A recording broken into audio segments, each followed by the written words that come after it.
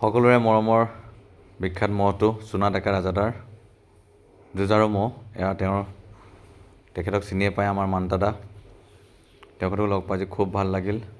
লগতে মোৰ সকলো মহযুঁজ প্ৰেমী ৰাইজলৈ মোৰ ফালৰ পৰা আন্তৰিক শ্ৰদ্ধা আৰু মৰম নিবেদিছোঁ। আৰু সমূহ মহৰ গোৱাল তথা মহৰ মালিক আৰু মহযুঁজ সমিতিলৈ মোৰ আন্তৰিক মৰম শুভেচ্ছা নিবেদিছোঁ। আপোনালোকে অকণমান মৰম আশীৰ্বাদ দিব বুলি আশাবাদী। নিশ্চয় আপোনালোকে মৰম আশীৰ্বাদ জনাব। ধন্যবাদ।